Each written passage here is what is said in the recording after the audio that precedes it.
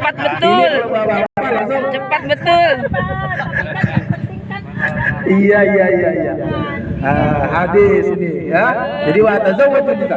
Nah, Nabi bilang, "Faman raghiba an sunnati falaysa minni." Maka barang siapa yang membenci sunnahku, jadi ibadah itu seperti itu, enggak boleh terlalu ngoyo-ngoyo juga, ya. Ada masa senang. Ya. Ibu-ibu udah mau dengar ini. Dengar. Gini aja. Salah pancing berarti. Abang Sawal praktekin dulu. Kalau nanti bagus, baru kita Ya, itu harus ada konsultannya.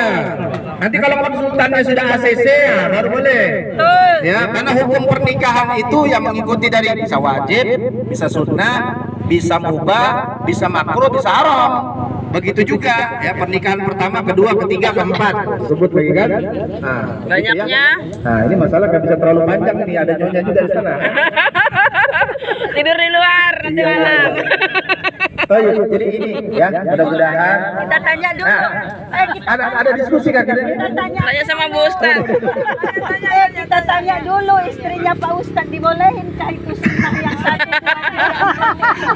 Ayo Kalau tanya. dibolehin Umi, nggak mau. Iya. Ini pandangan syariatnya as-sukutu alamatur ridha. Diamnya adalah bukti. Persetujuan. Iya, memang nggak ada ya.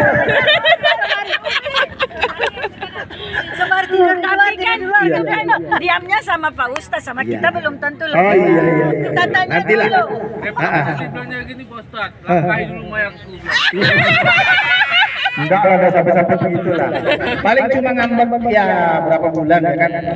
Ya proses itu harus dilalui. Kalau memang ada takdirnya di situ. Ya itu kalau Ya, sendiri ya. iya ada takdir di situ.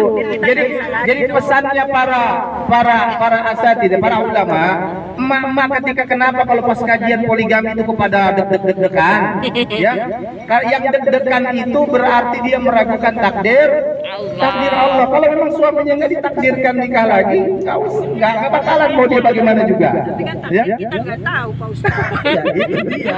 Kedepannya kan kita tahu Pak Ustadz. Iya. Jadi artinya di sini semua ada konsekuensi, ya, ada komitmen, dan memang juga ini gara-gara dipancing ini ya. Jadi ulama-ulama Yaman kemudian itu mengkaji, ya, ternyata di antara fitnah akhir zaman ini, tidak berimbangnya orang-orang yang soleh dalam mempraktekkan poligami. Nah, itu. Kenapa? Syariat poligami yang mempraktekkan sekarang banyak orang-orang yang tidak soleh, sehingga kerusakan semakin bermuncul di muka bumi, ya, semakin bertahannya karena kekhawatiran, entah kekhawatiran itu karena cengkeraman istri-istri mereka. Aduh. Iya maksudnya Bahasanya. konsekuensi bahasanya begitu dan sebagainya, ya ternyata itu menjadi fitnah juga, ya. Artinya di sini nasihatnya, memang ketika kita sedikit saja meremehkan bagian daripada syariat Allah, ya, itu memang akan memberikan dampak kerusakan di muka bumi Allah, ya. Nah, tapi itu juga kan nanti ibu bilang kan masih ada sunnah yang lain-lain, Ustaz. Iya, kan itu aja sunnahnya. Itu sudah. Nah, itu Kan enggak masih ada. mantul terus nanti. Masih ada jalan ke Roma Pak. Kok ke Roma juga. Iya, cukup ya. Berarti Iya, cukup satu. Di mana? suami-suami Di Balikpapan, di Samboja, di mana lagi? suami kita masih soleh katanya tadi kan orang Iya. yang soleh yang itu. Takdirnya 2 kali menikah, Iya. tapi istrinya tetap satu. Itu beda itu ada dong. lagi itu. Ada lagi ilmunya, berarti sempat broken home kali ya. Iya. Oke, ya, insya Allah ini mudah-mudahan ini artinya santai saja, jangan sampai ini dijadikan sesuatu yang menggurui, ya. Tapi ini sebagai nasihat dari seorang anak, dari seorang kawan, dari seorang apa lagi. Kalau mungkin saya diakui sebagai ustaz, alhamdulillah, ya. Mudah-mudahan ini bisa memberikan ending yang baik, ya. Karena ini yang paling penting.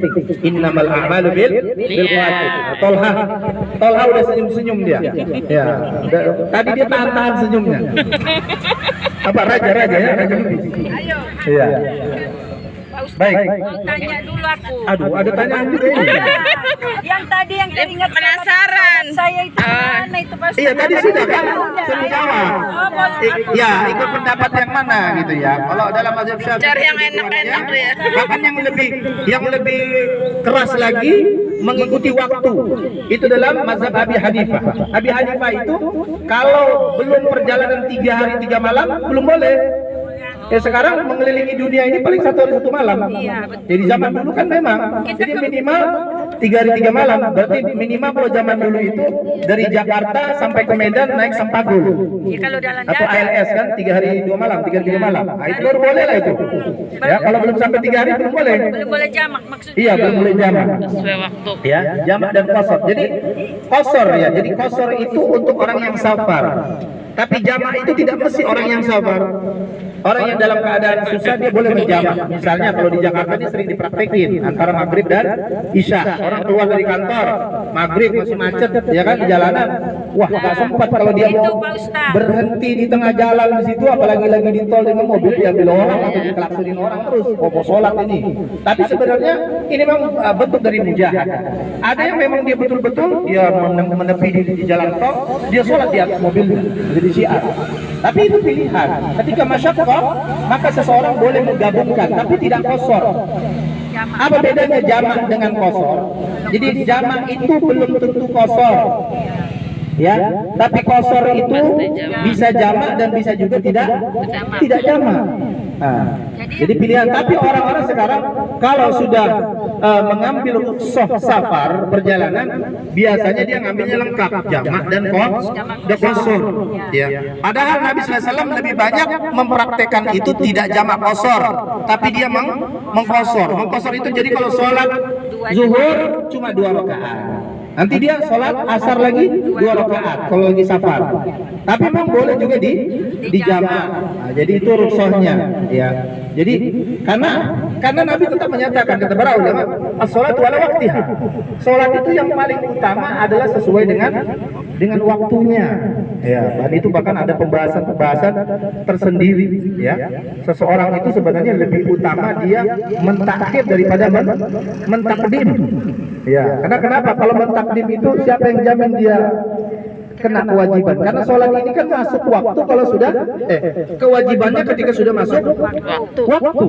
Nah, berarti kita kalau misalnya dia bilang misalnya, bukan harus bilang, ini bisa saja terjadi dia sudah takdim, ya, jamak sholat zuhur dan asarnya, ya tiba-tiba sebenarnya dia udah meninggal dunia, belum sampai asar. Iya, nah, ini masih lumayan, masih punya tabungan ya. Yang susahnya, tapi semua ada konsekuensi. Orang yang berazam takhir pun itu dimaafkan, diampuni oleh Allah kalau umurnya tidak sampai. Misalnya dia nanti, saya kayaknya lebih enak sholatnya di rumah, apalagi emak-emak kan rempong tuh ya, mau sholat tidak seperti bapak-bapak, bapak nyantai aja dia, buka sana buka sini. Ya kan, ibu-ibu mau cari gantungan bajunya aja udah bingung di mana. Iya kan? Buka jilbab lagi. Iya, buka jilbab lagi, apa lagi kan? Akhirnya dia niat takhir sampai di rumah. Ternyata qadarullah umurnya tidak sampai. Maka itu diampuni oleh Allah Subhanahu wa taala. Tidak dianggap dia meninggalkan sholat. Nah, itu pentingnya kita berniat. Makanya yang paling utama itu berazam. Ya, fa idza azamta fatawakkal 'ala Allah. Orang-orang yang sudah masuk waktu untuk melaksanakan ketaatan kepada Allah, lalu dia belum punya kemampuan kemudahan untuk menunaikannya, ya, maka dia hendaknya berazam di dalam dirinya. Azam itu sholat itu di awal waktu, pertengahan ataupun akhir. Ya, kalau kita tahu kayaknya kita di awal waktu nggak mampu ini, maka langsung berniat nanti di pertengahan waktu. Ya, sholat zuhur niat nanti jam 2. Ya, kalau nggak mampu juga ya niat nanti jam 3. Ya, kalau nggak mampu juga berarti di takhir di waktu sholat asar. Jadi jangan sampai kosong. Ya, jangan sampai hati ini pelangap. Ya. Jadi hati yang pelangap itu adalah sudah masuk waktu melaksanakan hal yang diwajibkan, dia tidak berniat apa-apa. Padahal azan masjid sudah pindah-pindah berkumandang. Dia masih nyantai, misalnya apa tadi itu? Ya, main HP, atau tadi apa namanya itu? Karaokean. Gitu.